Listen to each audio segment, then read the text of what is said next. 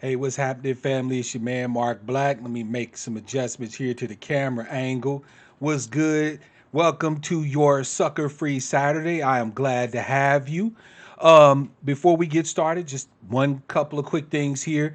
Make sure you check the description field of the video. There's some new stuff added, including the book that we're going to be reviewing on the last Saturday of the month. That is The Color of Money by Marissa Baradarin. It's a great read, family. You got to make sure you read it. Remember, this movement or this transformational moment, as I like to call it. Peace, little lady, by the way. Welcome to your Sucker Free Saturday. Peace to Brother Tazaba and Miss Denny. We can't do anything without the information, family. We gotta have the data. And Marissa Baradarin did a great job in explaining not just the flaws and the idea of black banking, but also how black capitalism itself has been used as a weapon to keep ADOS folk where we are. So it's definitely a must read. And again, link to that book is in the description below. So make sure you pick up a copy. Another thing too, family, if what I am doing provides you with some edification, with some uplift, with some information, remember, family, support your interest. I'm not saying that I need your money, but it helps. All right. So if you can contribute, please make sure you do. All right. Support your interest. And with that, we're going to go ahead and get started. Oh, one last thing before we jump into today's topic. I want to give a special shout out to a couple of people. First of all, it's my brother Jason Argonate on Twitter. You guys may be familiar with him. Some of you are on Twitter. Peace, August Dream, sister. Welcome to the broadcast. I want to give a shout out to him because he actually was a driver for today's topic, for today's conversation. So I want to give a shout out to him. And I also want to give a shout out to V Brown, among others. She gave me some really good feedback that I've been taking to heart, which is to minimize, if not eliminate, my profanity. I think I'm doing a fairly decent job, although I'm pretty profane. So if one slips, fam, please forgive me, because I want to make sure that I get my point across, but still be as accessible as possible. So again, shout out to you, V Brown, sister. I appreciate that. So today, thank you, Miss Deanie. Appreciate the love. Today, family, we're going to talk about strategy and tactics. All right. Now, before we get into the topic truly, I need to clarify a couple of things, because we have an issue with strategy and tactics. We tend to use them synonymously. I hear you, little lady. I hear you. And don't worry, I'll still have my broadcast while I bring the heat. Hopefully, though, I can bring the heat in a way that is much more accessible. I'll just say that, right? Because that's part of what I'm going to be discussing today. Family, there is a difference between strategy and tactics. Strategy is the plan, right? You're planning to reach a certain point or get to a certain location, all right? Tactics are the means by which you execute your strategy, okay? So in the context of us as ADOS, our strategy is to push the government to the point where it pays the debt that has been long due, right? That it remediates, restores, and repairs ADOS people. That's our strategy, okay? Now, there are tactics that we can use to reach that end goal, to reach that point, okay? But we are confusing when we conflate strategy and tactics. Most of the time, family, when people ask, what's the game plan? They're asking, what's the strategy, right? What's the end goal, right? Where is it that we're exactly trying to head in this transformational moment? However, I have noticed that when proponents and advocates reply, they usually reply discussing various tactics, right? So I want to make sure today that we understand clearly, being the data-based people that we are, that we understand the clear difference between stratagems or strategy and tactics. You can have an overarching strategy and then have various stratagems within that overarching strategy. So let's say that our end goal, the overall strategy, is to ensure that at the end of the day, America pays the debt that's due, that honors our justice claim. However, we may have interval steps or interim goals that we're trying to reach. For example, the push for HR 40, right? Or the possible primarying of politicians who should be advocating for our goals and for our position, but who are not, and things like that, right? And then, of course, we will have various sets of tactics that are used to reach both those interim goals and to further our progress toward the end goal, right? Toward the end strategy, the end game, if you will. Now,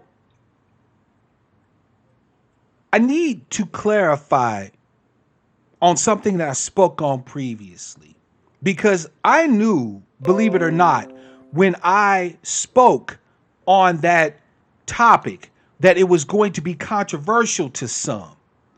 As you all know, I spoke in a brief video the other day discussing the need for us to not sweep off of the table options that are considered unsavory, disrespectful, disruptive, and so on and so forth. And just as I expected, there were a few people who thought that I was borderline advocating for people to do bad things, right? As a matter of fact, my sister V Brown said that I was walking the edge of a line that she couldn't necessarily co-sign, that she thought that we needed to remain respectful and maintain decorum at all times. And I understand that. The reason why I understand that is because I understand the reality of ADOS existence in this country. You see, family, the truth is that the reason why you don't see more advocates for this position, right? The reason why you don't see more advocates for this justice claim is because there are still quite a few of us who feel, unfortunately, that they have something to lose. Think about it, right? When many of us operate in various social media platforms, we're not putting our faces out there. In many cases, we're not even putting our real names out there, right? I have used my government name during my broadcast. I go by Mark Black, but everyone knows that my government name is Mark Gillespie. I don't have anything to hide. My face has consistently been out here. Because unlike very many others, I recognize that even if I might feel I have something to lose now, what I will have to lose in the future warrants me being out in front, meaning being up front, bold, in your face.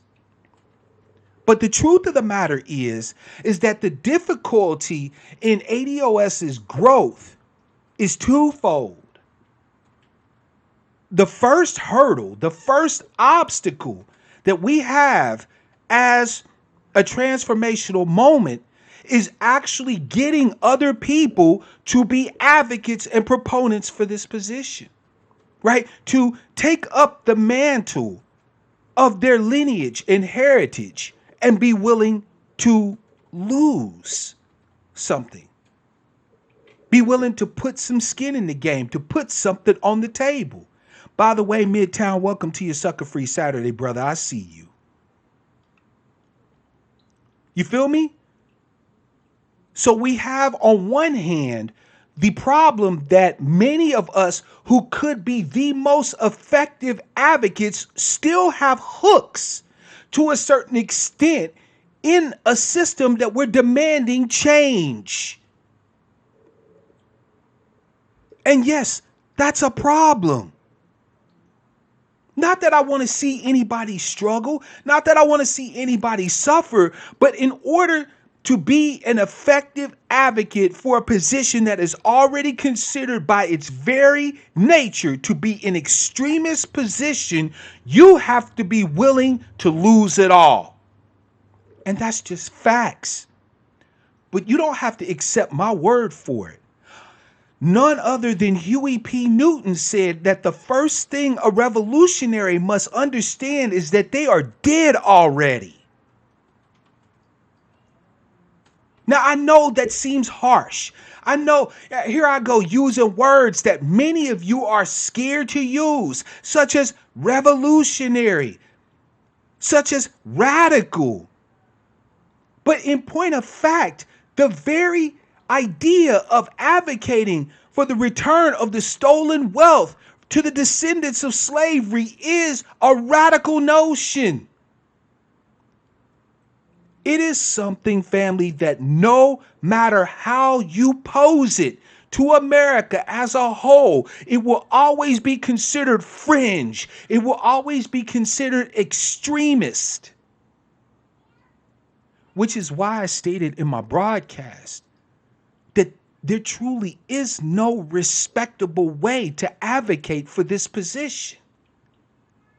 That does not mean that you can't be polite, that you can't practice proper diction, that you can't try to dress well and acquit yourself well when you're in environments where that's called for.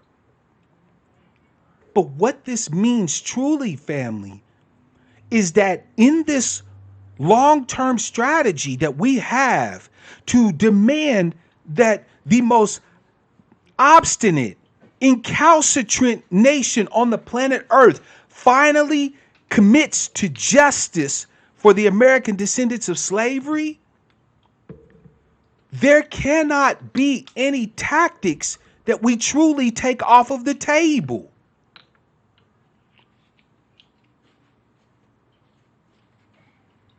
I know the idea to many of you that you may have to say something or do something that your fellow Americans will not like, will in fact hate you for, is a scary thought, right? Many of you have 9-to-5 gigs. Many of you have investments and so on and so forth. Many of you are involved in organizations where to be this bold, full-throated advocate for ADOS puts all of that at risk. But at the same token, at the same time, because you're in that position, that means that you don't get the right to disdain any tactics. I quoted Frederick Douglass, who said that learn what a people will quietly submit to, and you will know the limits of the injustices that will be visited upon them. What I was told was that Frederick Douglass was speaking about a different situation, a different time. That he was speaking in respect to slavery, but that the same idea we cannot adhere to because our circumstance is different. Well, family, I'm here to tell you that the data says that it's not. Our sister Yvette Carnell makes it clear on a regular basis that enslavement happens newly each generation. Sure, they may change the name that they call it. They may change some of the tactics that are used. But the overarching strategy is to continue to re-enslave us from generation to generation to generation. And no one who understands the data can dispute that. Our esteemed ancestor Frederick Douglass's words are just as valid for us today as they was in his time.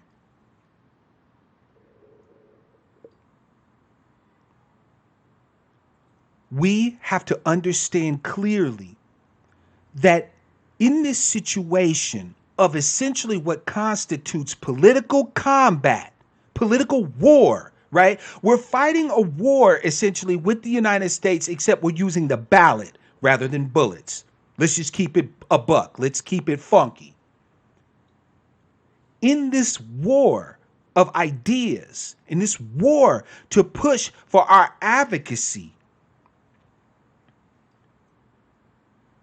in order to win, there cannot be the idea that there are certain tactics, certain methodologies, certain ways that are off the table. In other words, family, even if you are angling for a seat at the table, you have to understand that if you only go in there with the carrot and they know that you will not apply the stick, then they don't have to respect the carrot. Right? The carrot is not an enticement unless you have the stick. Us walking into these meetings, these affairs with decorum, with grace, with poise, armed with the data, and so on and so forth is definitely what we need to be doing. No doubt. But understand something, ADOS family. The vast majority of us who will ultimately be the recipients of this justice claim will never have a seat at the table. We will never be in these internal councils that ultimately determine our fate of our justice claim. Now let's just keep it a buck. The overwhelming majority of us will never be in front of the ones pulling the levers of power. So, what role is it then that we, those of us who are not the ones sitting at the table, what role in this do we play? Well, let's discuss that, shall we? In this transformational moment, we are going to have two types of operators, two types of advocates. We are going to have those advocates who have kept their nose clean, so to speak, right? Who are above reproach, who have dealt solely in rhetoric, debate, discussion, who are the expounders upon, the analyzers of, right, and the distributors of the data that we need to arm ourselves. We need those advocates. And in point of fact, our sister Yvette said it best. She said, they may not need as much of me as they need of you. We definitely need more ADOS advocates of all types, across all spectrums, in every space.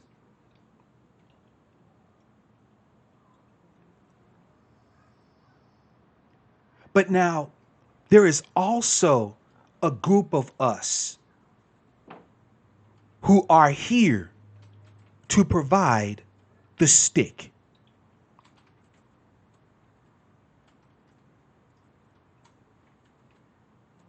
Yes, I said it. There are those of us who are here to ensure that those who have a seat at the table have something to bring other than cajoling, inviting, and carrots. We are the ones who are set up and are meant to be loud, to be confrontational, to be combative, to be aggressive, to be proactive, and all of the other things that it seems that so many of you are fearful to embrace because you fear the loss of the little that you have. And I get it. I see it. That doesn't mean you're right, but it means I understand. Whenever I find myself fearful, family, of what the outcome might be of my advocacy, I take a quote from the New Testament in the words of Yeshua, Jesus, allegedly. He said, "To he who has much, more will be given. But to him who has little, even the little he has will be taken away." It took me decades to understand the wisdom of that statement. Because on its face, it seems like he's talking about that whoever has a lot will continue to have more. But for those who have little, they're going to lose what little they got. In other words, Yeshua, Jesus, was saying, big bank, take little bank. At least that's what it seems like on its face. But there's more to it than that. You see, family, it was talking about mentality, mindset, if you will. Think about the mindset that is free from fear. When you are free from fear, there is nothing that you set your mind to that you cannot accomplish. When you are free from fear, from worry, the world becomes an oyster waiting on you to crack it open and grab your pearl out of it. But when you become fearful, when you become afraid, and you try to husband the little bit that you have because of fear of loss, you're setting yourself up to lose even the little that you have. And I'm saying this, and I'm not even a religious or spiritual person, but I can understand wisdom when I read it. Family, all of the data that we spend broadcast after broadcast after broadcast expounding to you says clearly that we do not have what it is that we believe we have. We do not have the wealth that we think we have. We do not have the safety that we think we have. We do not have the acceptance that we think we have. Let me shout out to Monty, XX, and Albert Bird. Double C's, by the way. Welcome to your Sucka-Free Saturday. But what is it that you continually see us do as ADOS folk? Brothers and sisters, we need to cleave to our lineage and we need to push home this justice claim. The data's on our side. Right on, brother. I agree with you. So we need advocates and we need boots on the ground. We need you to support your interests.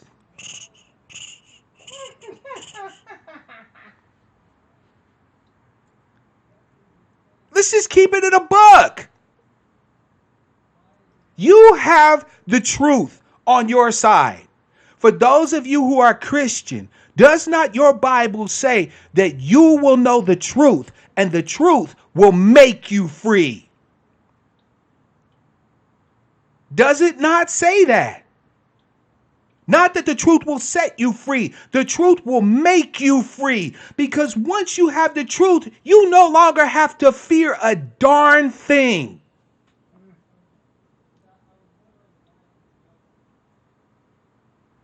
You do not have to fear a thing, ADOS people. They've been hoodwinking you, hornswoggling you, mind screwing you.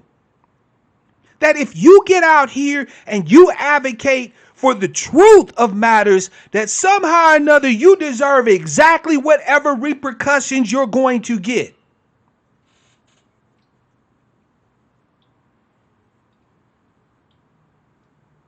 That when the backlash come and these white folks get mad, you just gonna get whatever you got coming to you.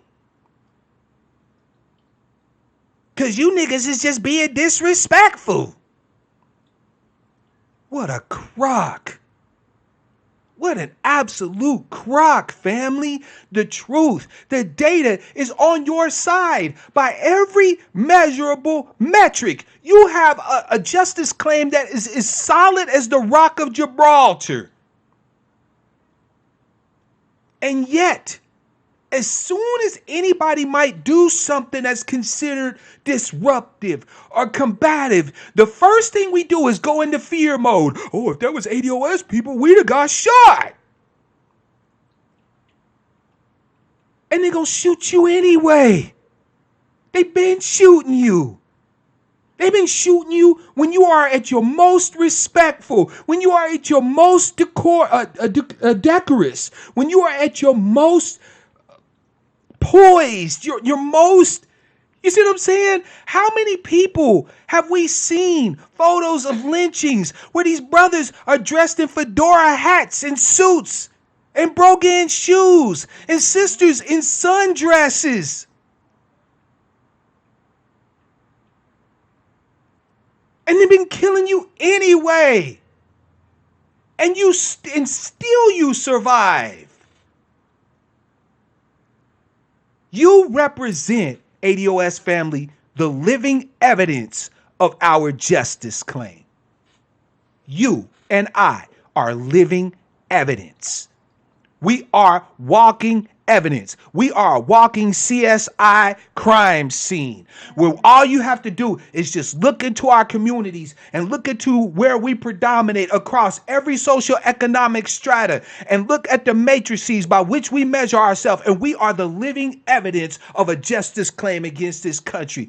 But you're supposed to be afraid to push for that. You're supposed to be afraid to be disrespectful.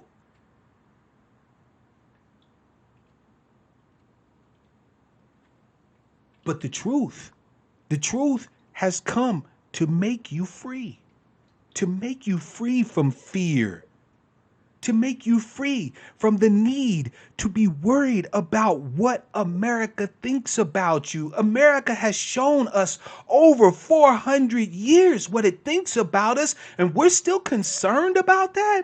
We're still in 2019 worried about what the politicians are going to think about us if we approach them this way as opposed to this way. We're still worried about what Americans will think if we advocate for our justice claim to be upheld or if we don't.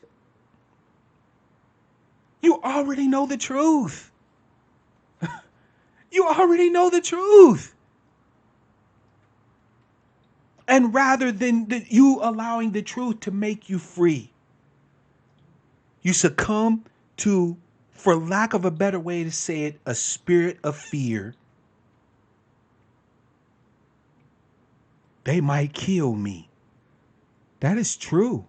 They might kill your man Mark Black.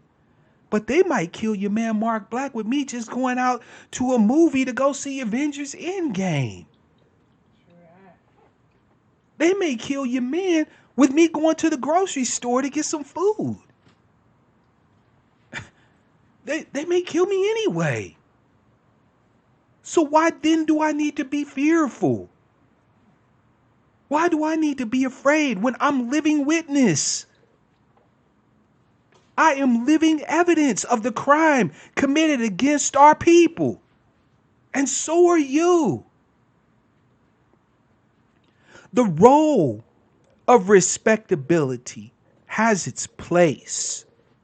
For those of us who will ultimately find ourselves in positions where we may have a seat at the table, I would advocate that you perhaps refrain from things that may be considered unsavory, disrespectful, disruptive, and so on and so forth, okay?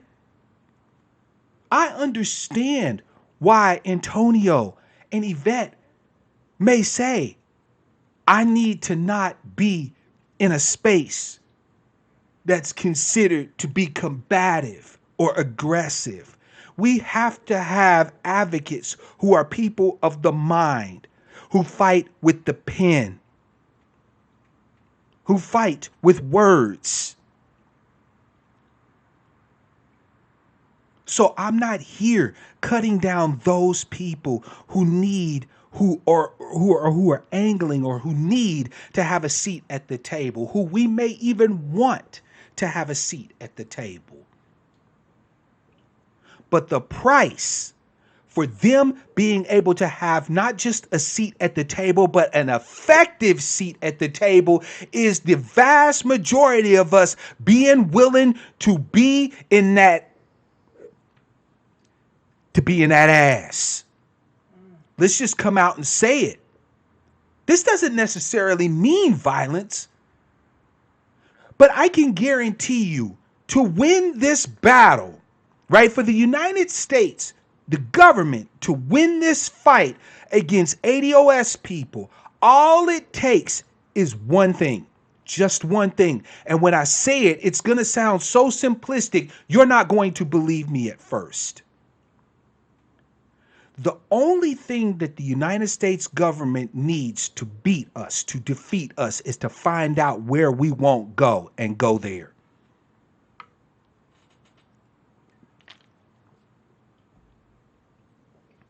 That's it. And that's all. All they need to do is find out what we won't do, where we won't go to push home this justice claim and simply set up shop there. And the war's over. The fight's done. You don't have to like it. You don't have to like what I'm saying right now.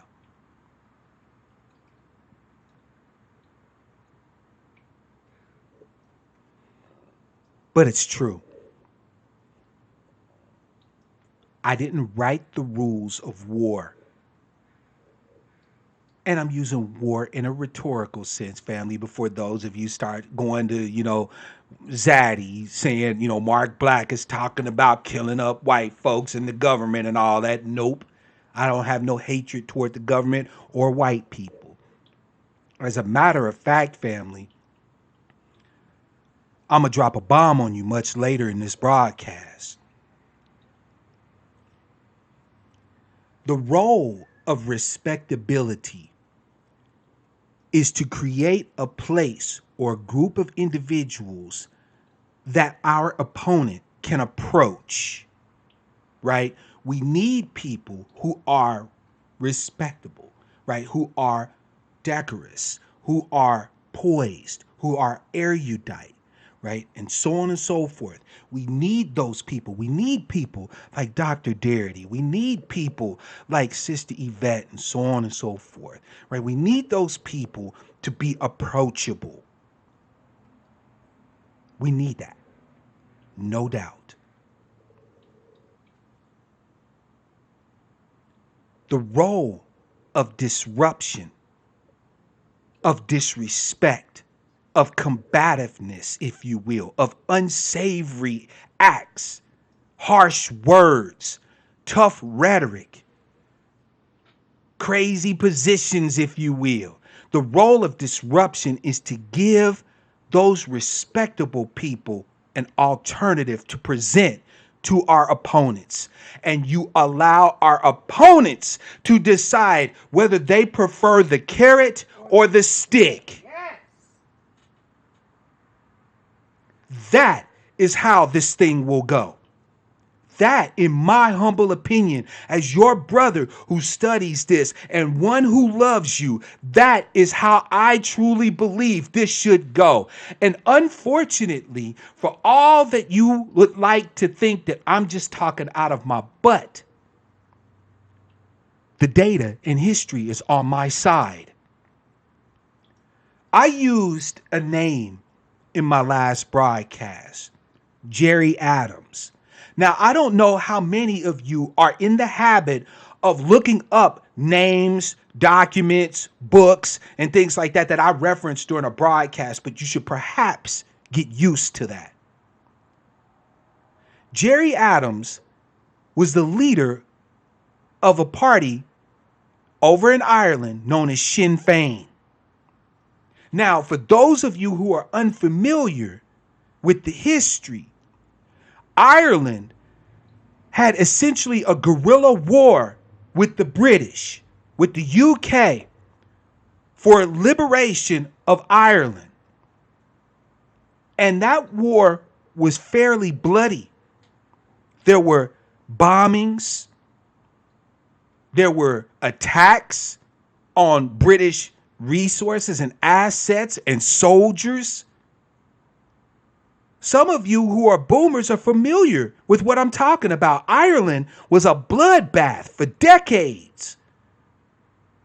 In ongoing guerrilla warfare between the Irish Republican Army and the British. So you had the Irish Republican Army, the stick.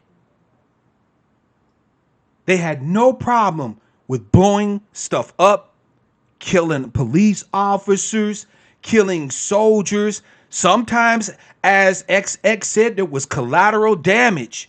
There were pubs where British soldiers used to go and drink, but also other Irish folk went to drink there too. So if they were there when the bomb went up, it was what it was.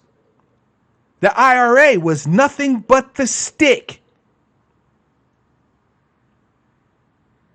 But what was Gerry Adams and Sinn Féin? Gerry Adams and Sinn Féin were the carrot. Sinn Féin was the opportunity for the British to have dialogue rather than destruction. For them to have back and forth rather than bombings.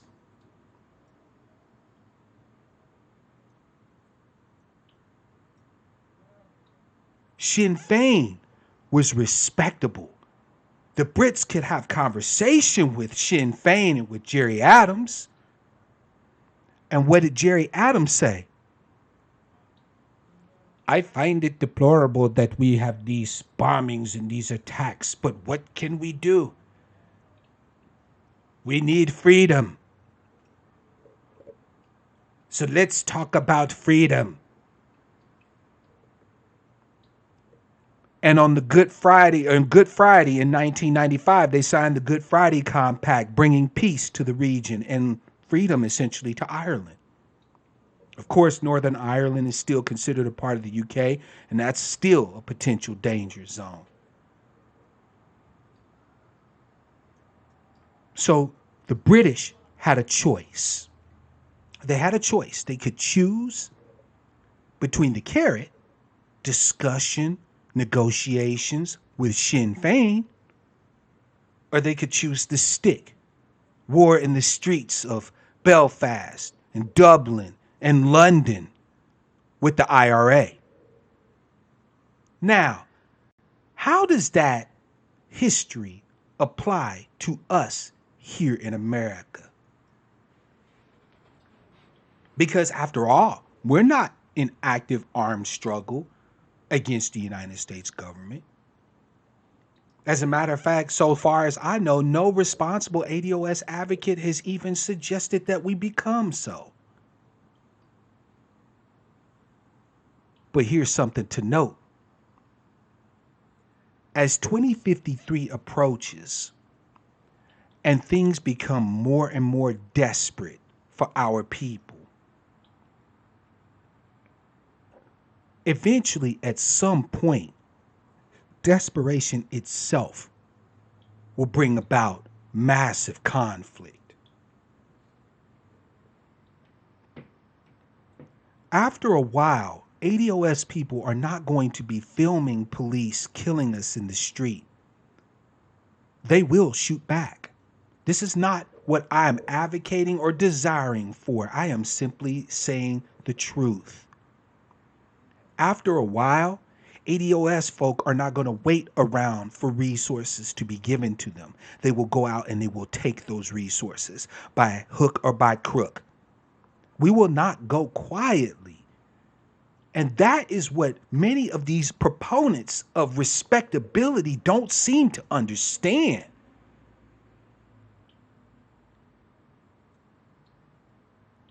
They do not seem to understand that at some point the time for dialogue will be over with. As 2053 approaches, as desperation sets in, as ADOS folk across all socioeconomic strata are losing job opportunities and property and resources enough to where they can't even maintain the facade that they currently maintain of some degree of prosperity, things are going to get really bad really fast.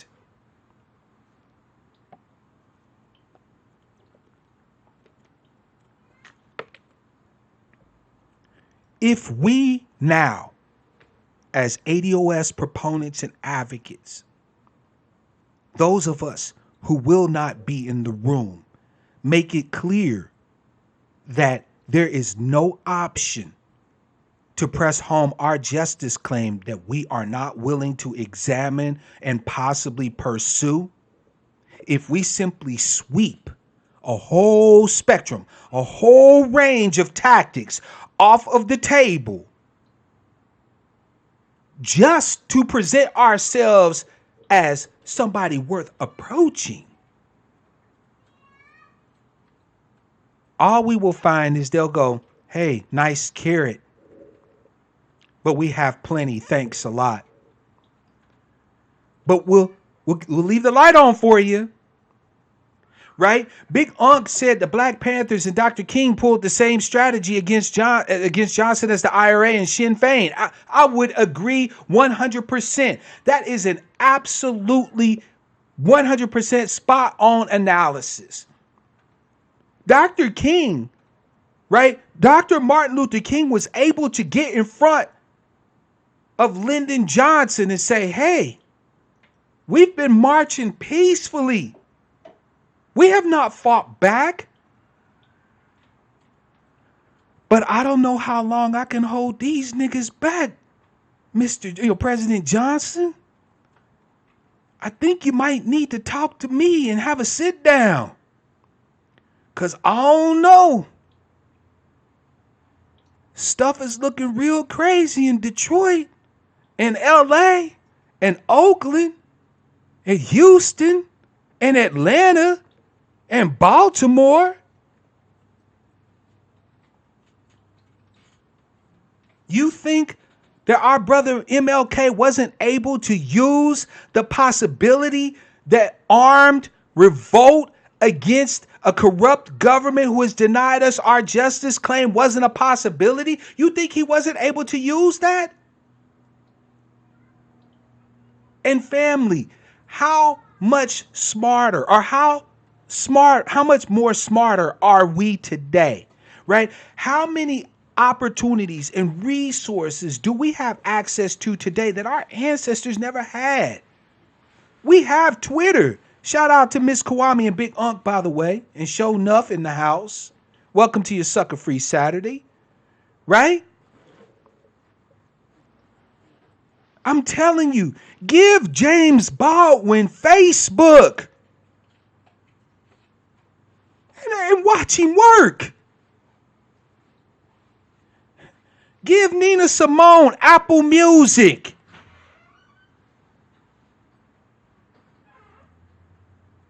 Give El Malik El Shabazz Twitter or Instagram and imagine what that brother could have accomplished.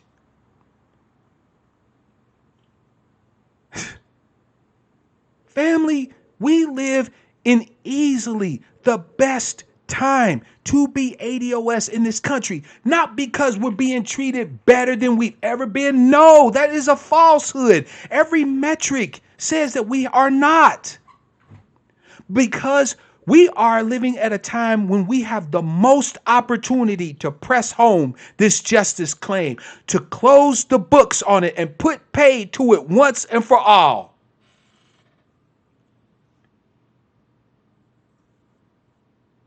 But we cannot make the mistakes of the past. We cannot only present to the United States government a bunch of fuzzy little black carrots. At some point, they're going to have to at least feel as if there is a stick out here. They have to at least think or believe that there is enough out here that is willing to do whatever it takes to press home this justice claim in order for them to feel like they need to come and have a seat at the table. That is the role of disruption. That is the role of the rogues. You think that Robin of Locksley would have been effective at actually doing anything for the people if he just sat there in church and walked up to the sheriff of Nottingham and said, you know, I find how you're treating the people to be quite unjust, and I am just absolutely appalled. We need to have a discussion about how better to treat the people.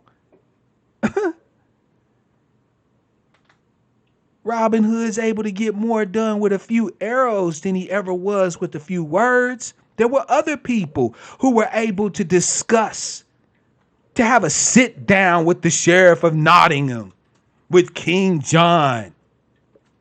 Let them have the sit down. Back they play. Support those of us who are willing to put our faces and our names and our bodies and our resources out here on your behalf. But when it comes time for us to present the stick, you need to be the stick we need. You ask me to make my content accessible, to be less profane, to be more approachable. I am definitely willing to do it. What I am asking you now is to understand that the truth is on your side, and I need you to get out there and shake the trees. I need you to support your interests. I need you to be out there being loud, bold, disruptive, aggressive. And I need you to stop preaching to the choir.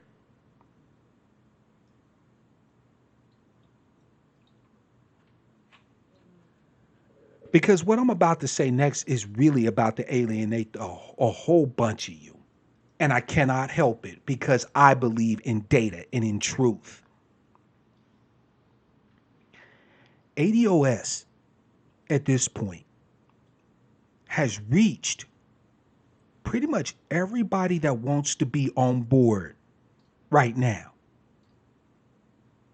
This is why you're not seeing the growth in the channels of the people you see as advocates, such as myself, such as Tone, such as Yvette, and so on and so forth. Right now, where we're at is we've reached a point of saturation. That's a marketing term, right? We have reached a point of saturation within our key demo.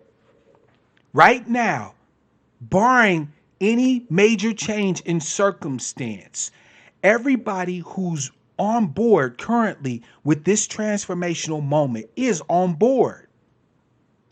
Now, I, as your brother and one who loves you, I like to uplift you. I like to give you that juice, that fire in the belly, right? So I don't just deliver data, I also deliver exhortation and inspiration, and it is my honor to do so. But we are also at a point where in order to grow further, in order to further our goals, right? In order to reach the end game of remediation, restoration, and repair of ADOS people, we need to go beyond our own group. We need to stop preaching to the choir.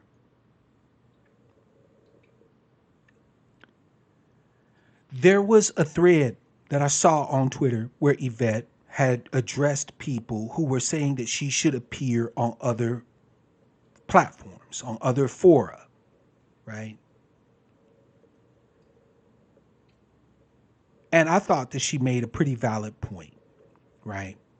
Because if I understand her viewpoint correctly, she's valuing her current independence over reach.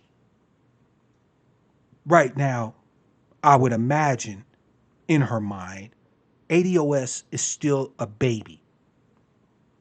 And you don't just throw a baby out into the wilderness, right? You cuddle it. You make sure that it's protected, that it's fed.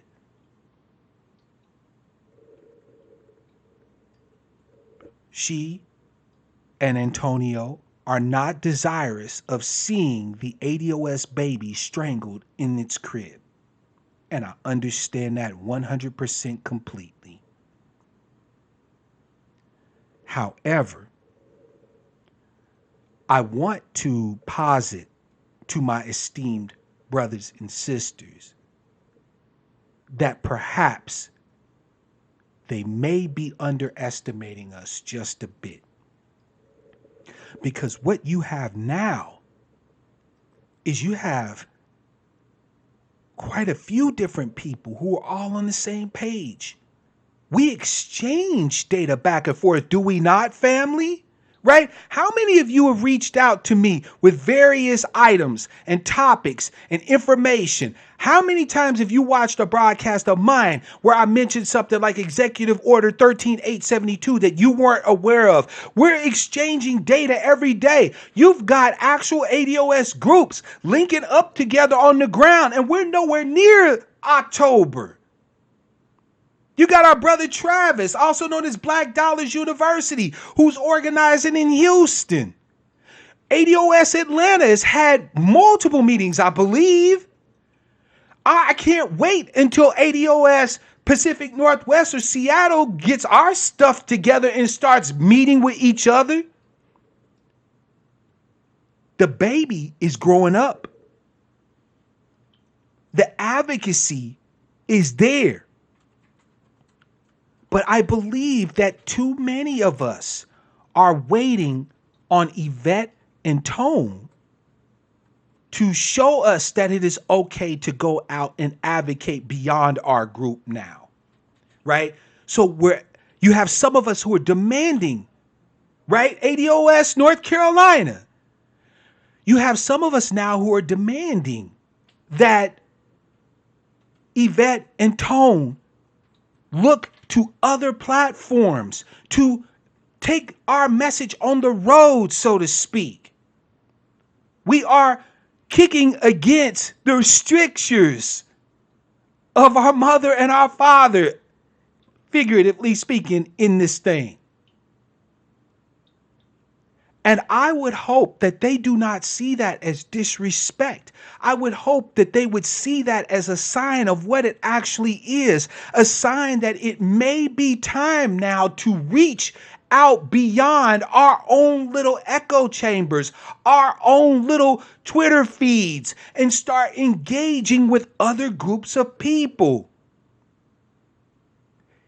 Can you believe, family, that you still have ADOS folk who completely reject the idea of talking to Republicans as if we're somehow, as ADOS, just a disgruntled adjunct of the Democratic Party? Even though Yvette and Tone have mentioned over and over again that we are not about any party politics, we are about advocacy. But yet you still have ADOS people who are saying that we can't talk to Republicans. I have a question for you. Those of you who think that we should not be talking or dealing with or possibly working with or even possibly voting Republican, I have a question for you. Why not? And I don't want to hear your feelings about the Republicans. The Republicans is racist. America is racist. Next. Where is your data? Remember, this transformational moment is driven by two things: our cleaving to our lineage and our heritage, and by the data. You don't get to come to any ADOS person and try to dictate anything to them without bringing the data. Bring me the data that suggests completely and categorically that we have no possibility of influencing anyone on the Democratic side of the House. And then maybe you might be worth listening to. But if you do not have any true data, any real hard facts that would go to point towards us refusing to talk to Republicans, then we're not required to listen to you. Because they make up the other half of the bird that we're going to need to clip the wings of in order to press home this justice claim. And it's as simple as that. This is about our interests. Mr. Show, I didn't catch that. So if Tone said that, I will simply say that I do not agree. I have nothing but the utmost respect for Brother Antonio, but I do not agree. I will not be beholden to either of those parties, either one, which means that I am perfectly able to utilize the services of either one of those parties in order to press home our justice claim. I will sit in front of Donald Trump. You could dig up Strom Thurmond's decomposed corpse, and if I can get that to be somehow a push for our justice claim, then I'm all for speaking to it.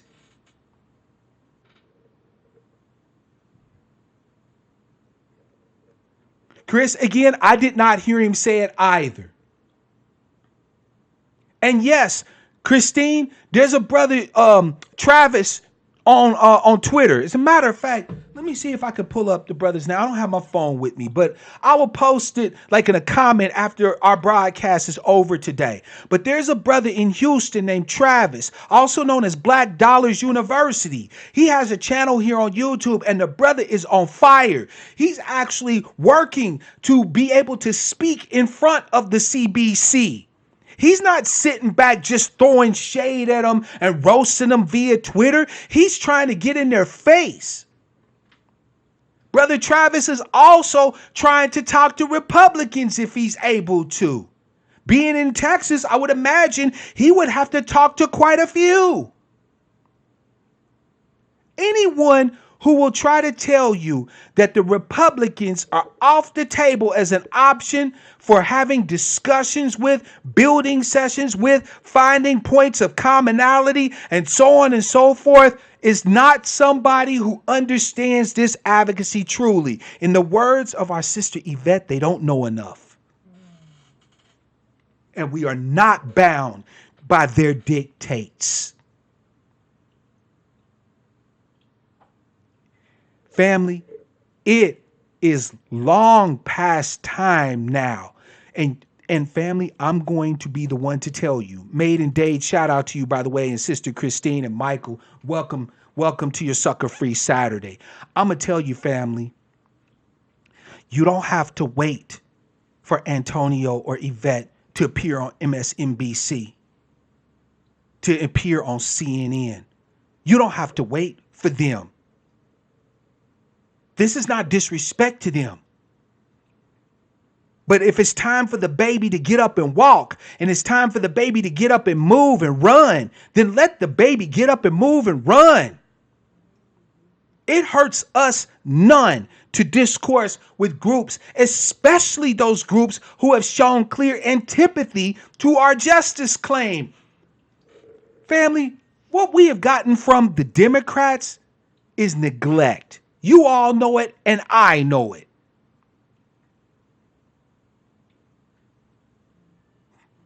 But what we primarily get from Republicans is just antipathy. But you know who I would rather deal with? I would rather deal with the Republicans, and I'll tell you why. Because antipathy can be overcome. You can simply address antipathy with facts and a willingness to dialogue, but neglect don't give a damn about your facts. Haven't you figured out by now that the Democrats have made it clear, at least in 2020, that they don't give a damn about your data? We've hit the CBC with I don't know how many blasts across social media, presenting them with data point on top of data point on top of data point. And what do we get thrown back up in our faces? We get thrown back up in our faces their blatant and loud advocacy for HR 6. We get thrown back up in our face by candidates like Kamala Harris, who said, well, I can't just come out and say I'm going to do anything specifically for black people. Yet I just read a tweet where she's talking about doing something specifically for LGBTQIA plus.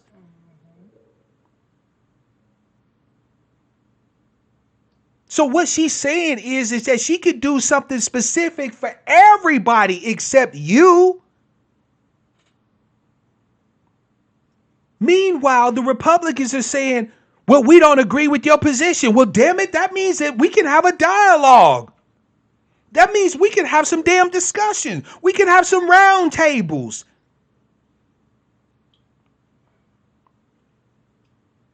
And we can point out to the Republicans because, unfortunately, it seems like Democrats don't understand the stick.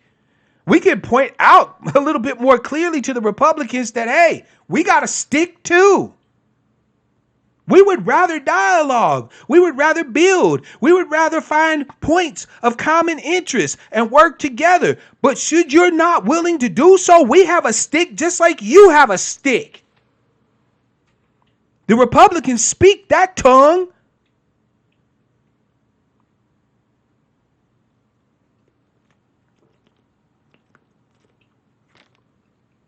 You don't have to wait, is what I'm saying.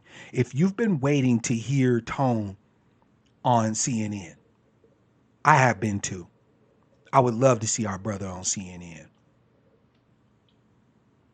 If you've been waiting to see Sister Yvette go up against Joy Reid, don't worry about it. I've been waiting to see that too.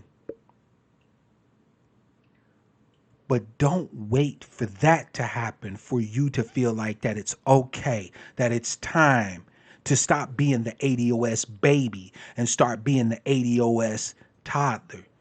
Make your moves small at first if you need to. If you still a toddler in this thing, be a toddler. But if you growing up in this thing, if you starting to have the hair on your chest and other places, so to speak, right? If you're starting to feel your oats, then we need you to feel your oats. And we need you to get out there and talk to as many folk across every different spectrum of American life as possible. And we need you to stop being afraid. We need you to stop being so willing to take all these different tactics and options off the table before there's been any substantive movement on our position. What the hell kind of negotiation are we doing when we walk in and say, okay, this is what we want, but y'all don't have to worry that we're going to do this. We're just going to limit our actions to this. But this is what we want. If you told me that, if we were in a business arrangement and you told me that, then I know exactly what I need to do to get mine over on you. I just need to be willing to go and do what you ain't willing to do.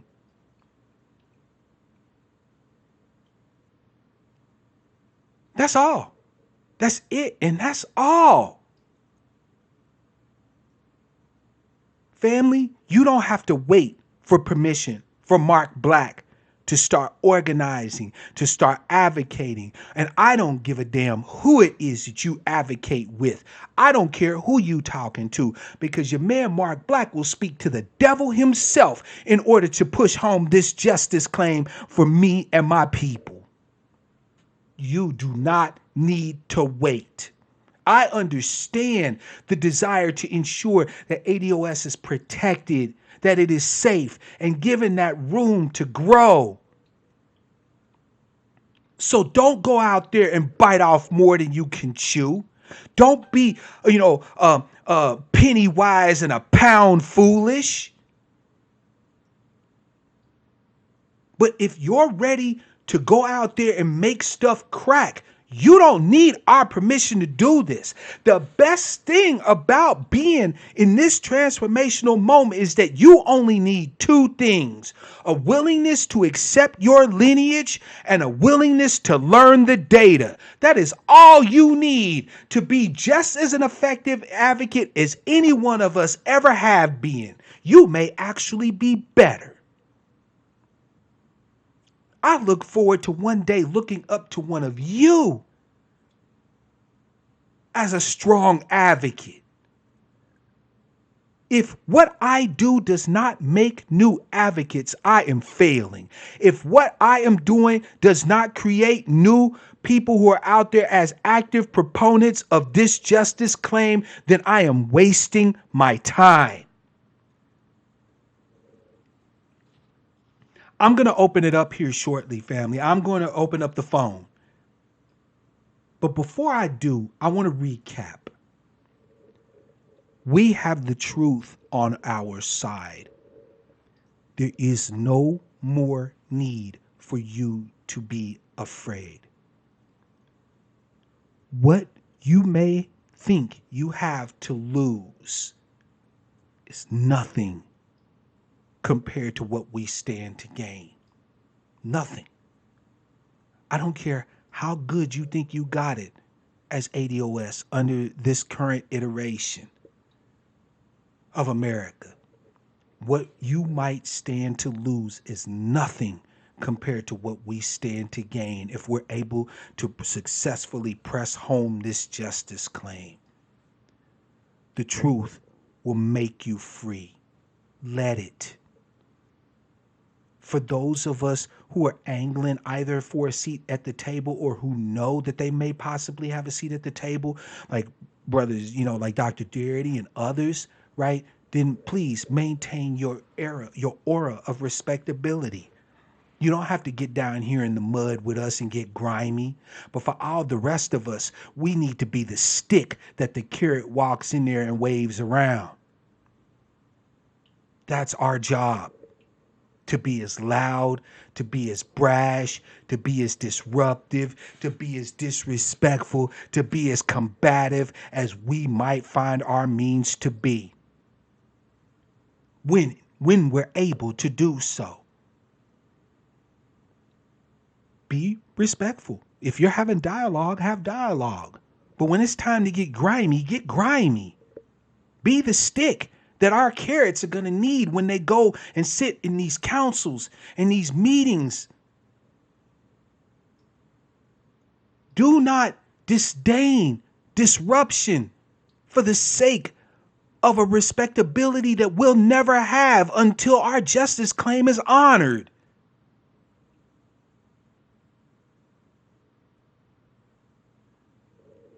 I hope I was able to clarify my position.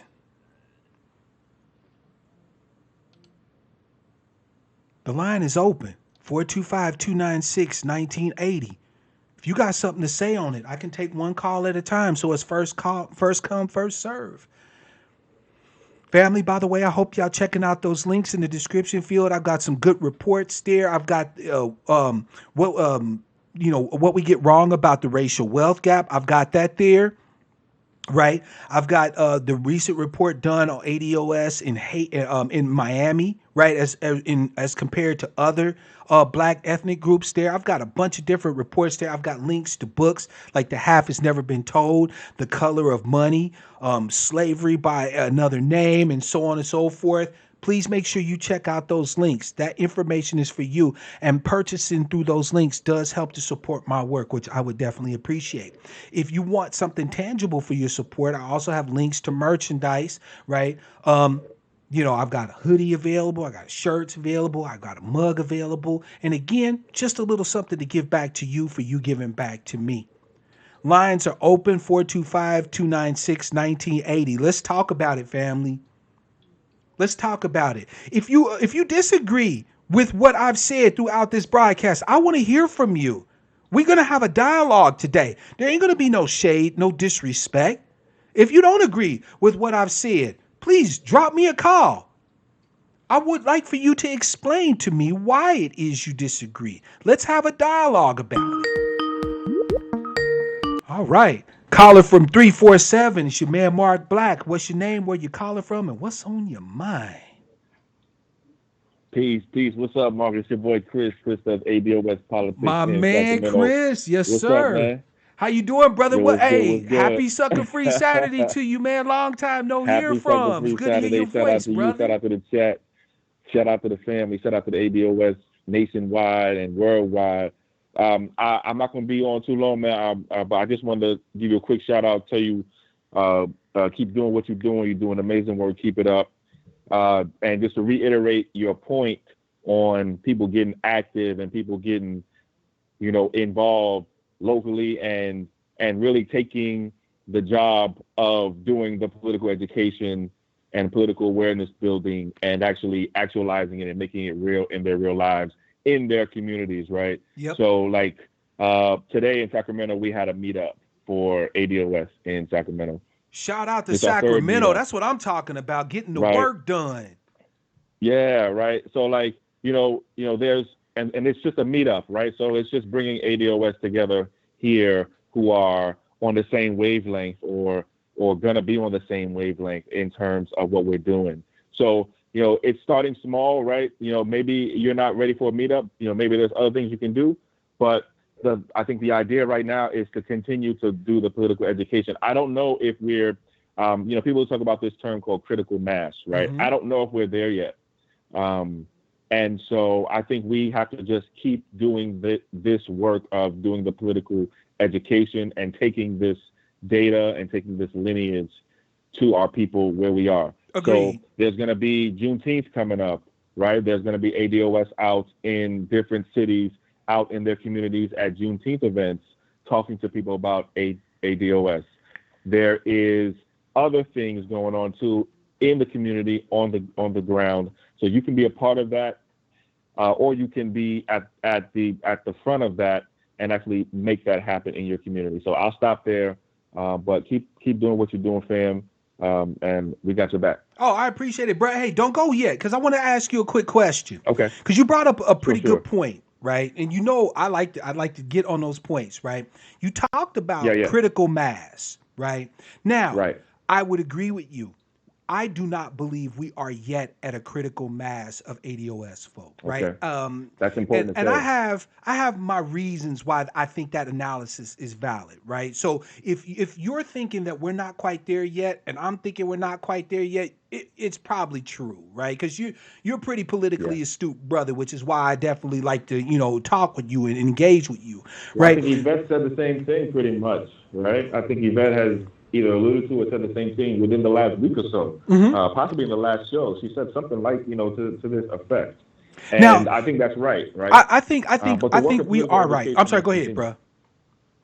Well, no, I was just finishing up, but I was saying that the work of political education must continue. If you remember, so like that must continue no matter what, right? That community outreach, right? That power building, right, at Hmm. the community level has to happen no matter what, right? That's Absolutely. just something that we have to do, and we have to do that like us, like we is us, like the people listening, talking right now, right, in our own ways, but it's on us, right? If you remember that Fred Hampton video that Yvette talked about, it was about a year and a half ago, maybe 2 years ago, where Fred Hampton was talking to the guy who wanted to do some black banking stuff, and Fred Hampton was like, "Well, what's your political education, program like? Because if you don't do the political education, right, nothing else is really gonna, matter." Right. Right, and he said that his people have to go through 6 weeks of political education before they can even call themselves a member of the party. Right now, he's talking about a Yes. political party, but the political education is the important piece.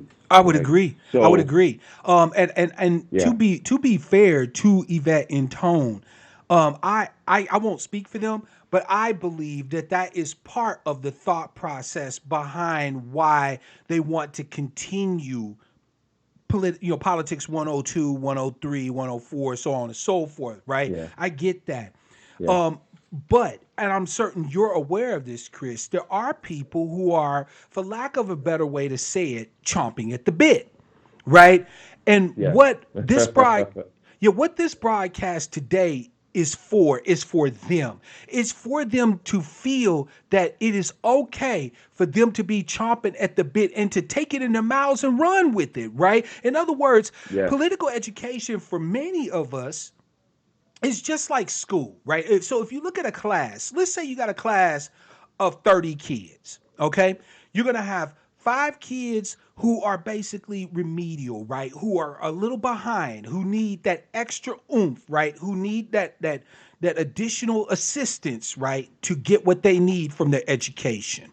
You'll have about Yes. 5 children Like me. who are sitting in there bored as all get out, twiddling their thumbs because they, okay, I know. Yes, E equals MC squared. Yes, I know, right? So you'll have the really smart, advanced kids, right? But the vast majority of everybody else is in the middle, right? Hmm. So, yes, Yeah. I would definitely agree that the political piece needs to continue to be banged upon.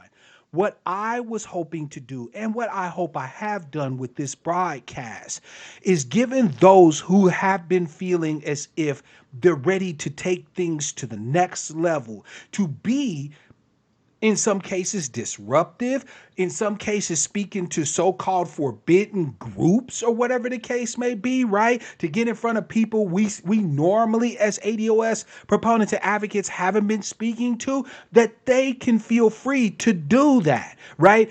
We're not all going to Yeah. progress in this thing at the same pace, but we're all headed in the same direction. And I never wanted to So be I think you're talking yeah, about tactics here. So like you're talking yes, about tactics a little bit, right? And you're talking a little bit about strategy too. I think so. Let me give you an example. Maybe a concrete example. So here in Sacramento, last November, we voted to raise sales taxes on ourselves. Now, sales taxes are regressive. they They are hurt the regressive. most vulnerable most. So they hurt ADOS most. Okay. So but we raised our sales taxes here in Sacramento to higher than where it is in San Francisco is actually. Okay, so like our sales taxes here is higher than San Francisco, a place with much higher incomes on average, and at the median too. Right. So but I was against it. So to fight that, what I was doing was I was working with a nonprofit, which is a watchdog organization here in Sacramento that has at its leadership people who you would consider conservatives. I think one Mm-hmm. of them was a former head of the Sacramento County Republican Party, right? Yeah. But the Republicans don't like taxes, right? Right. And I don't like regressive taxes. Okay, so on this thing we were aligned, right? Yes. And so we worked together to try to stop it. We didn't win, but we worked together to try to stop it. Okay. Now, I'm in it for ADOS, right? They're Yes. in it just to stop taxes, right? Right. They're in it for their wealthy selves, all right? Okay. But so it was a tactic I chose. Now, so can you? So that's the question of working with these other groups, right? In terms of tactics, at events. So, for example, that event at the Kamala, at the Move On event where Kamala got. I mean that guy came up and took the mic out of hand. All right. And I saw Antonio's broadcast afterwards, and I think he was making the point too that how would ADOS be judged if one of us went up there and took the mic out of hand, and and I think he did give us a not a warning, but just some code, right, of conduct. What you choose to do and what's necessary is very much involved in the situation. So, you have to be careful, but you have to do what you got to do too, yo. I Like, agree. and this is serious business. So we got to be serious and we got to be tough, you know, Absolutely. tough. I mean, again, my video was never meant as an objection against Tone's Yeah, point, true, true. only to provide nuance, right? A counterpoint, Right. if you will, right? Yes, I do agree that if we're having a sit down, like for example, and this has come up, that Yvette is a member of PFER, right? Which people have tried to say Yeah. is a right wing, anti-immigrant think tank or whatever the case may be. Well, let's assume for the sake of argument, Chris, that those people who are denouncing PFER as this right-wing think tank were correct, right?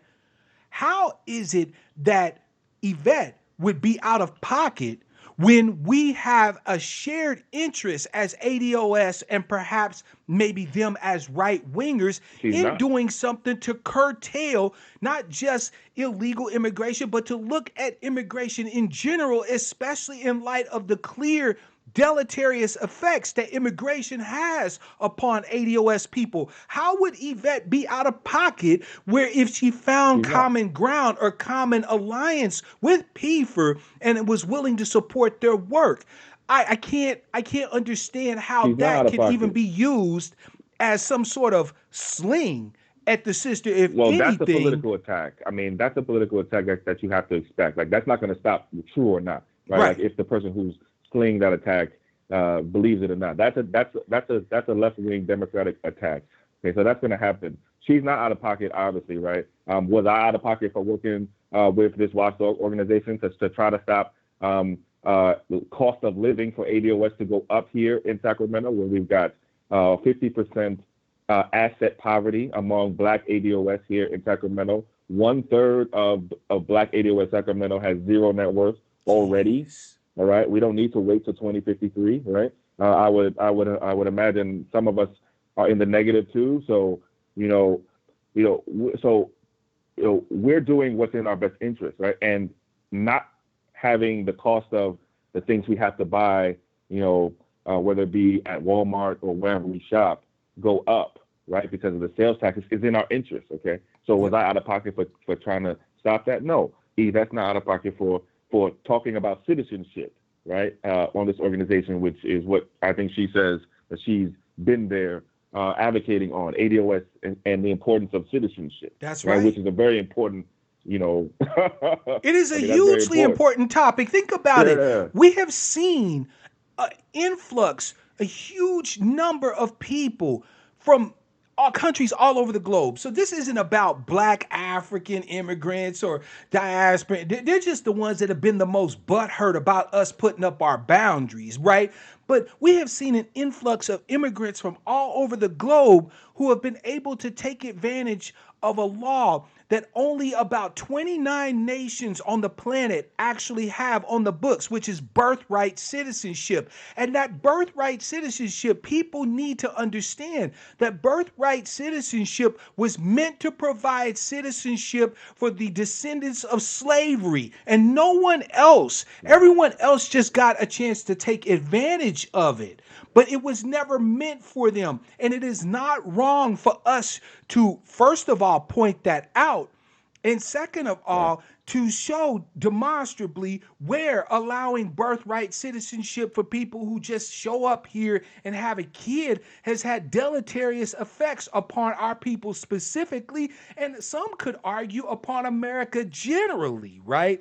So, Well, we my, got my to talk specifically about that point right there, because that's where, right? So that's where you talk about the data, right? So what's the data, right? So what does the data say, right? There's the National Bureau of Economic Research work by Borjas and a whole bunch of other people, and there's a whole bunch of congressional testimony too on this question, right? The stuff that I've seen shows negative impacts, right, on wages, on employment, and on incarceration levels, right? So yes, the more legal and illegal immigration goes up, and that's legal and legal, the more our unemployment goes up, the more our wages go down, and the more in jail we are. Right now, I'm not saying that's causation, right? But I'm no, saying there's a relationship there that we have to there is a explore, clear right? All right, correlation. okay.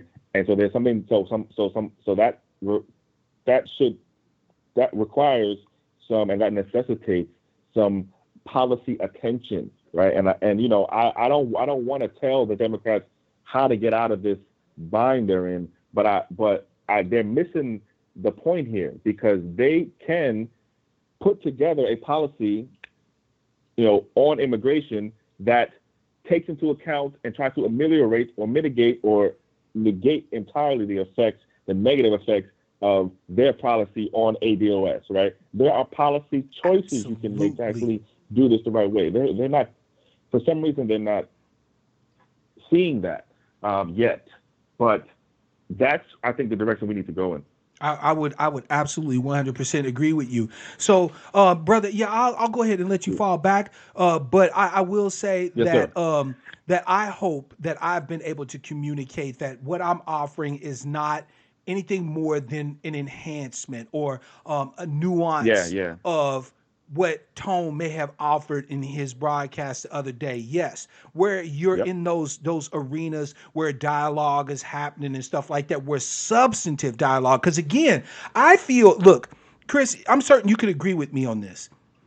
I feel no personal responsibility to be respectful, kind, whatsoever at these dog and pony shows like town halls and things like that. Nothing of substance is being done or discussed at a town hall. It's not as if after this town hall meeting, legislation is going to be drafted and passed and things like that. These are dog and pony shows, right? These are perfect opportunities to be in people's faces and being loud.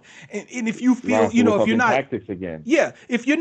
not, but if you're not one of those people that can be loud like that, hold up your placard and make sure that it's being seen on national television or whatever the case may be. We should not feel in any way obligated to be decorous and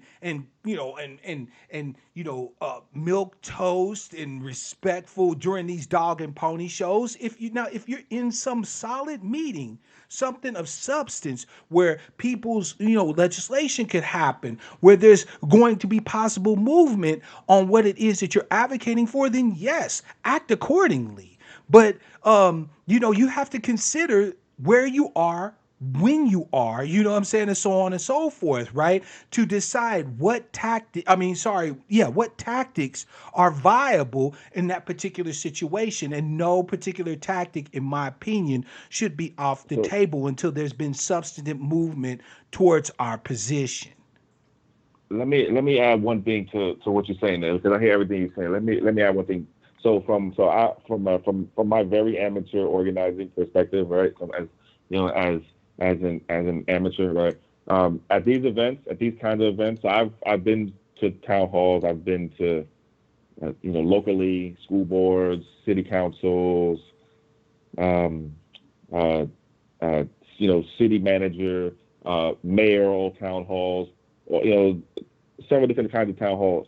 So, but from the the organizer perspective, right? So, you always want to ask the question, right? What is your purpose, right? Yeah, Like, what is your purpose for being there?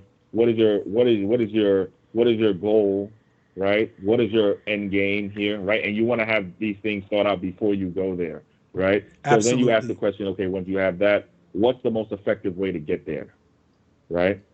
Okay, what's the most effective way to actually accomplish that, at this event? So, am I trying to get this politician's position public on an issue that I'm advocating on, right? Hmm. So if you're talking about reparations, if you're asking questions on HR 40 or S 1083, if you're asking questions on a presidential commission, would you, as president, within your first 100 days, I think someone suggested, within your first 100 days, appoint a commission to do to design the reparations plan, right, and Right. package. Though, right, if you're running for president, that kind of public answer, right?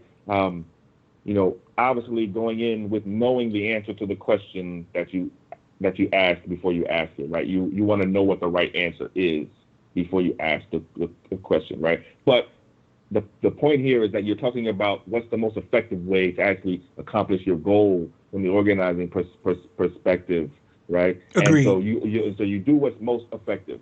So that guy walked up and pulled the mic out of her hand. Was that the most effective? Well, what did that accomplish? Um, His that's so, organization like, was you able to want you want take to measure credit the for it. cost, So this organization right? that we had never heard of up until the time he did this was able to become a national thing like that. I mean, of course, the males, the pale stream media had no problem with saying this organization came out and took responsibility for the act committed today against Kamala Harris and so on and so forth, right? So, I mean, you're absolutely right. Family, Chris is telling the truth. Consider what your goals are at even being in the event in the first place.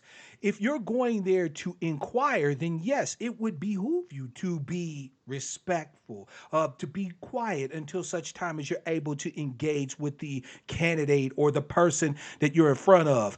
But if your goal is there, and I think that there should be more opportunities for us as ADOS to do this, if your goal is there on some Malcolm Reynolds from Firefly stuff where you're aiming to misbehave, then misbehave and go with my blessing. Or remember that girl from Black Lives Matter? Remember, like, didn't Yvette talk about that girl from Black Lives Matter on her last show? Yeah. She talked about the girl from Black Lives Matter who took the mic from Bernie Sanders, right, at that event, and I think Yvette said these words out of her mouth. Change the conversation. Exactly. Okay. All right. And that was disruptive as hell. It sure in the hell was, and okay. it was worth it. Yeah. Right. That's my point. Yeah. That may be the way to your inquiring. Like that. I mean, that, like, if that's the most effective, right? Like, so, these events are very, like, machine run like. So there's staff, there's security, there's, right. So, and so you're always, again, I'm talking from the ground level organizer perspective as an amateur. Okay. So, this is not going to be 100%. People are going to have, other opinions, but you're always planning, with knowing what you're going up against. Right. So if you know that they're only taking questions by cards, right. Okay. Like we had an event up here with Representative Army Bearer on Thursday. He's a congressional rep for the district next to mine. And one of our ADOS family out here went up to pull up on him, and they were only taking questions by card. Like you have to submit a card, and then they pass the questions up. So you're not even going to have a chance to talk, right? So like, how do you then how do you and you don't have a guarantee that they're going to read your question either, okay? So then how do you do it? Bust out with the bullhorns. Cup your hands. Do you just take do you stand up and talk anyway? Run up to the mic. My point is, fam. Think about that first. Think about that before you go in there. Consider what your options are before you go in. And another thing to note is this. Understand that at the end of the day, this is something that is hard for us as ADOS folk to accept because of the constant spate of collective reprisals that we've experienced here in the United States of America.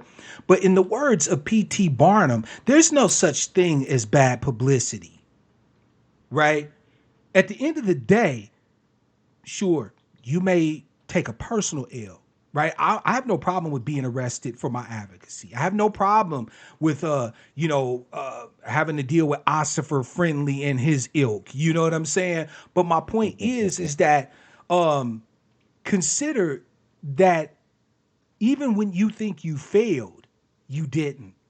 Because what we need right now is for people to be putting their eyes on us, to be looking at us and saying, wait a minute, what's this going on with the black folk? Right? Because right now, as it stands, we're building our political education. We're working on training our advocates and so on and so forth. And this is definitely a necessity. We have the conference in October. Again, another necessity, right? So all of that is important. But at the same token, we're still at a place when you go up to, say, ADOS to most ADOS folk, and they don't know what you're talking about, right? Well, think about that's the job. Yeah, man. Think about America. That's the job, man. Think America as a whole. When these people are not even obligated, like they're privileged in that they can spend their whole lives and never have to even be concerned about what ADOS is, right? How you're going to have to reach them, because ultimately we are going to have to reach those people, or at least get their attention, right? And so on and so forth. So, Chris, man, you brought up some really great points, bro, as always, man. And it's absolutely a pleasure to talk with you, bro. Don't be a stranger, man. And thank you again for your call. Right on, fam. Yes, sir. Fam, the brother brought up some really great points, and this is what it's all about, right? It's about us having this internal dialogue. We can be in a place where we have some points we need to iron out, but we can do that in house with respect to each other, right? What one thing that I want to make sure that we nail home is this: respect is something for everyone else that is earned, right? Non-ADOS folk have to earn my respect. You, my family, have a baseline level of respect by default. There's certain things I'm going to let you get away with, right? There's points where rather than assume malice on your behalf, I'm going to assume that we need to have a dialogue, right? And so on and so forth. But for everyone else, respect is something that's earned. Ask yourself this question: what has America shown in good faith that warrants any substantive change in tactics? Right? What has the United States government and America done in general, right, that has shown that perhaps we should display less of the stick and more of the carrot, as opposed to equal parts stick and carrot? What have they done in good faith that warrants any change in our tactics? That's a question you need to answer. There's data out there that will let you know the answer to that question. And once you have the answer to that question, then I think your path becomes very clear that when you have an opportunity to be disruptive, to misbehave, because there's no such thing as bad publicity. If you're worried about collective reprisals, family, they already think niggas is niggas anyway, right? Let's just keep it a buck, right? Again, there's no respectable way to advocate for this justice claim. You feel me? So keep that in mind. The line is open. I'm willing to take one more call, family, but I know this one has gone on a bit. So if you want to call in, you have something you want to say on it, you have a question you'd like to ask your man, or if a piece you want to discuss, hit me on the line. Peace to you, black man. I appreciate you, bruh. Here we go. I think I know who this is. Miss Danny. What's good, sister? How you be? Peace, family. Peace, Mr. Black. How are y'all? Hey, you How are know you how I doing am, today, living sir? the dream. Your ass was on. Okay, so you asked a question before I walked out of the house to call you, and the question was, uh, what was it? How has respectability worked for us, or what was the question? I missed The it. question was, has America given us anything in good faith that warrants a shift in tactics more towards the carrot and less of the stick, as opposed to what I think would be a proper negotiation position, which is equal parts carrot, equal parts stick? What's your take on it? The answer, okay, my take on it is, whenever they have had an opportunity to right the wrongs, to answer the claim to justice, they have chosen everything else but. During the civil rights movement, they're like, okay, so we're not going to do everything you want. We're going to do this instead, and, fuck you and have a good day. Every decade, it has gotten worse to be ADOS. So the answer to your question is, respectability does not work. It cannot work because we've been trying it since the boomers have been feeding us in our high chairs. We've been told to be respectful, to pull your pants up, to talk with the Queen's English, to do anything you can so that you don't become a target to police and they don't kill your ass. So no, there is nothing that they have done to show us that respectability will work. Think about two businessmen. Basically, their job is to shank the other one. One is supposed to come out on top, and one is always going to be on the bottom. We have to now say, forget cajoling, forget trying to find a way to have some common ground, because they don't want common ground. They want it as it is now, the status quo, them on top, we on the bottom. So to anyone who still believes respectability is the way to go, I'm going to need you to get your bone up on. I'm going to need you to get your read on. You know, think about your experiences. Think about what you see. Think about those people that died in 2014, 2012. Did respectability work for them? The answer is no. So, yeah, fuck all that. It's time for some sick plans. Now, Ms. Denny, you know I'm not gonna let you go without a question, right? So here's my question. Okay, of course. Here's my question for you. Mm-hmm. Okay. Okay.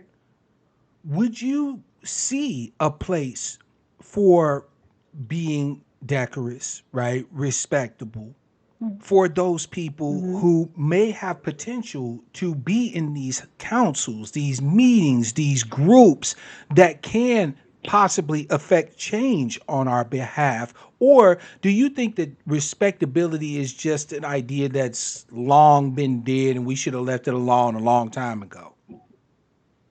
Well, I mean, it's twofold. If you have the opportunity to be at the table, I mean, you're going to want to put your best face forward. But at the same time, they need to know that there are people outside the door of the meeting room willing to use the stick to beat it over their heads. So I would come with, what's the term? I would come with a silken gun. I wouldn't come with just respectability. I would come with the imminent threat of the stick. So you're saying that essentially our rhetoric should incorporate the possibility of desperation, if they want to call it that, or whatever the case may be, driving what we would commonly refer to as the stick tactics, as opposed to reaching out the hand of love, being engaging, and so on and so forth. Am I mistaking your position, or am I? No, Okay. not at all. We've showed them the hand of love for all these decades. We've shown them that we're human, that we love them, that, hey, we're the same. Yeah, fuck all that. Gotcha. Well, Miss Denny, I can't top that. So I appreciate you making your points because again I believe that Miss Denny's voice is out there in larger numbers than we think, right? And to the extent that we try to create an artificial divide between brothers and sisters who adhere to a more I aims to misbehave because I'm sick of the bull, right? And these respectability people, all we're doing is basically creating or fomenting false division, because in point of fact, whether you choose disruption or whether you choose respectability, I would imagine that you're choosing it because you think it's the most effective way to reach our end goal, right? So we're all aiming at the same place. I don't think that tactics, if I have to put a point to this whole thing, and Miss Denny, I'll go ahead and let you go so I can finish this up. But thank you so much. Wait. There's just one more thing I want to say. Please, I'm sorry. I didn't mean to cut you off. Go on. No worries. I want y'all to think about something. Think about the year 2053. If we don't get our justice claim answered before that time comes, we will literally be what they called us back in the 90s. We will become super predators, because we're going to get it any way we can get it, by hook or by crook. But the moment the 2053 descends on us, we're going to send out the hunting parties to get what we want, because we're going to get what we want. That's all I have to say, family. Love y'all. Peace. Love you too, Miss Denny. Thank you for the call. We appreciate it. Family, so She what she's basically saying, black men, is that we have seen the failure of embracing respectability as a mode of operation toward greater acceptance of ADOS existence in America, right? I mean, if you think about it, Miss Denny is not wrong, right? We have, oh, got another call coming in. Let's go ahead and take this one. Caller from 909. It's your man, Mark Black. What's your name? Where you calling from? And what's on your mind? Hi, good afternoon. Good This is afternoon. Moni Love. Moni, what's up, Hi. sis? I know this is my first time ever calling a radio It's, program, it's so about time, girl. I'm I've just been really waiting. excited. I know. I just wanted to call though. I'm kind of a person like I'm comfortable in the background and doing a lot of work, Mm-hmm. but I just wanted to call and say thank you to you and to all the ADOS family that's out there that's working because it's happening. You know, a Yep. big part of what we do is educating our own people. And I live in the high desert, California, San Bernardino County. Mm-hmm. And I kid you not, half of the people that I've spoken to about reparations, they don't even know what reparations is. Right? They don't know, and that blows my mind, you know? And so it has to start with the whole educating process, Mm-hmm. re-educating That's right. and informing.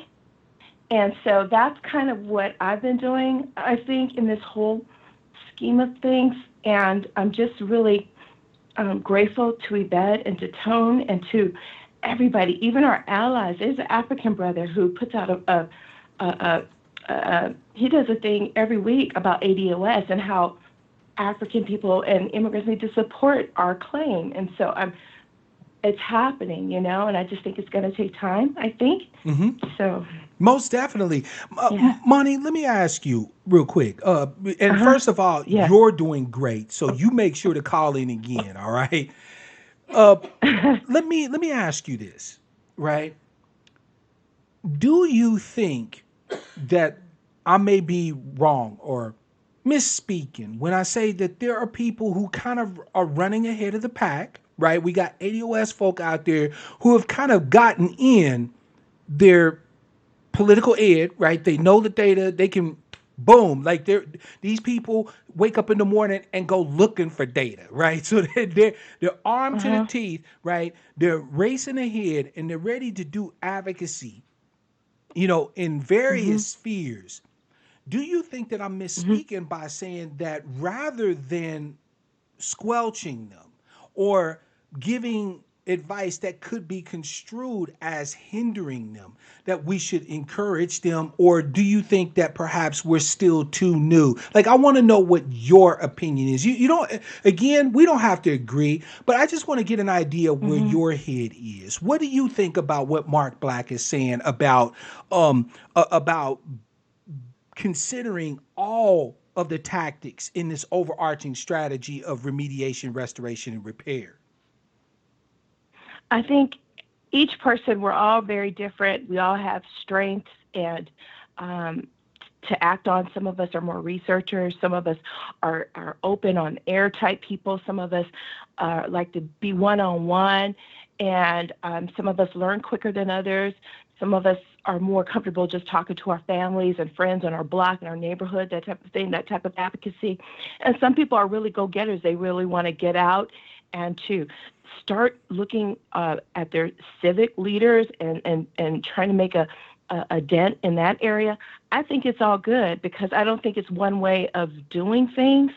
And I think it's regional too, because what works in, say, one area, I live in a very small, compact area. It's called the high desert. There's a lot of rednecks up here, a lot of people with guns. I'm There's a lot of familiar. right, illegal people walking around. More than half of my daughter's friends are anchor babies. That's not to like No, you be keeping it a derogatory or buck. anything. I It's just hear the you. truth. Right. And so whereas in a larger city like say LA, the advocacy would be very different. The people might be more sophisticated. There's a lot of universities in the LA area, that whole type of thing. So I think they have different challenges that, say, I would have in this area, or someone advocating ADOS would have in a different type of area. So I kind of think it's all good. As long as we, and I do appreciate Yvette doing this. She put something out that said that we have to have a code of conduct and a sense of decorum. I don't know if you saw that. Was Did it you on see was it on that? Twitter? It was some, yeah, I think it was on Twitter. It was even in her weekly broadcast. She was saying something about just like don't go down to a dirty level, so to speak, because we get attacked a lot, I think, from Pan Africanists and people like that, and they kind of want to take you there. And she put something out to the effect of, and I don't have it in front of me, I'm sitting in my bedroom, but something like, just, be cool, don't fight like dirty on that type of a level, but just Mm-hmm. keep it classy, and stay focused on the advocacy and the work that we're doing and what's driving us. So I agree with you personally. I think if you're ready to go meet with your city council and to stand up and to speak and I think that's okay. I think it's okay to just call all your friends in your phone book. They don't have those anymore, but on your phone, and just start talking about ADOS. I think that's cool too. That's what's up. So that's where That's I what's am with up. it. Well, Yeah. sister, Sorry if again, I'm long-winded. This no, is my hey, first no, time. you're fine. Like I said, I've been waiting on you to call your butt in, so I'm glad you did that. Don't you be a stranger, all right? Thank you When them so lines much. is open, we want to hear Thank you from so you. much. Thank No, you, everybody. thank I you. love all my ADOS family. I do this 24/7 like you do, That's even right. when I'm at work, like I sneak. But thank you so much. Yeah, I do. That's what's up, sister. Well, we love you too. We I'll be making appreciate you. flyers. But anyway, thank you all. You're very welcome. Have a great one. Family, what a wonderful call. Thank you, Sister Monty. We appreciate it. And Afro Troop put up a really dope idea, man. I would love to have an ADOS National Family Reunion. You feel me? I look, I just barbecued today. Don't tempt me. All right. If I could feed all us, boy, it'd be on and cracking. You can best believe. I'd be like, look, I'm gonna need 3 million pork shoulders. Cause I got like 38 million folk to feed.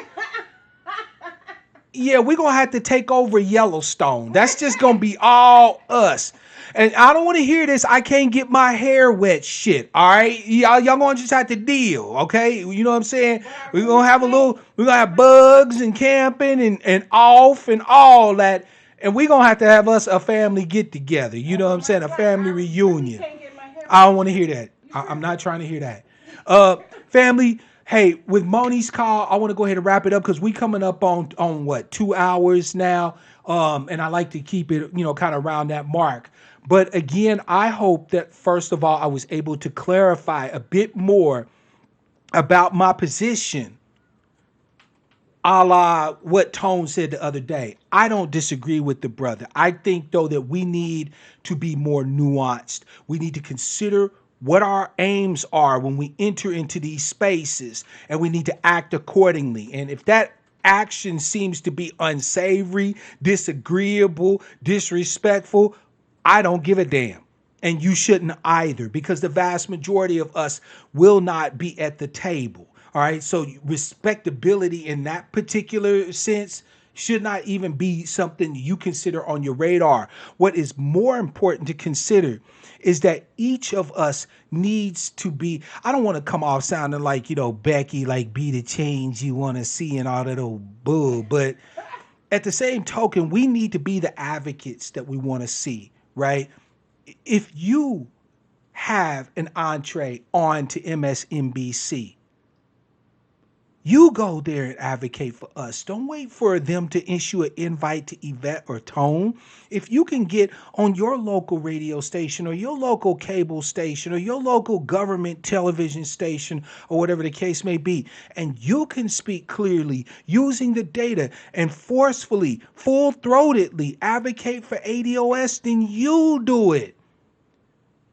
Don't wait for your favorite advocates to have that space, because some of us are in this so deep, we may never get that chance, family. My name, my face, and everything is plastered all over the internet as an ADOS advocate. All right. I've put everything I got on the line, and I did it willingly, and I do it again. Because this justice claim, my heritage, my lineage is worth everything to me. It is worth fighting for. And yes, if I must, it's even worth dying for. I watched Game of Thrones, or at least I did before this. Shut it. And there's a group of people called the Ironborn, and they have a saying: what is dead may never die. Family, it's that type of advocacy that ADOS need. That advocacy that says that even if you take my life, my last words out my mouth is going to be ADOS first. You can be that advocate. You can be that proponent. You can be that partisan, my fellow tribes people. Don't wait on any of us to be that. You be that. You feel me? Christine, do me a favor. Do you know what his channel is?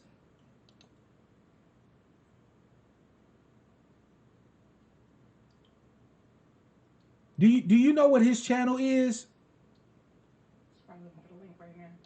Yeah, because I want you to go ahead and put the link in. Give me a second here. I'm gonna see if I can make you temporarily a mod here or whatever the case may be. There we go. Go ahead, Christine, and pop the link to the brother's channel in the chat so we can all link to him and check him out. Because again, we're not anti-immigrant. We don't hate nobody. I don't hate nobody from anywhere. You feel me? What I am is for my tribe's people first and foremost, above everyone else, just like everyone else is.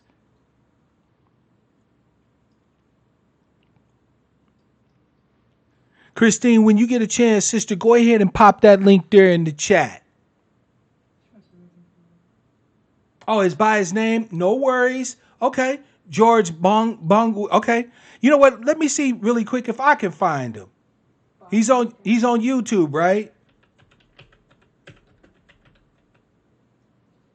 I see a George Conley. Oh, or, no, maybe. Let me see. Let me try this. Here we go. He's got, oh, this brother needs some subs, family. Let me go ahead and subscribe to my man here. And I'm going to go ahead and I'm going to take the link to his channel. I'm popping it in the chat right now. Y'all go show this brother some love.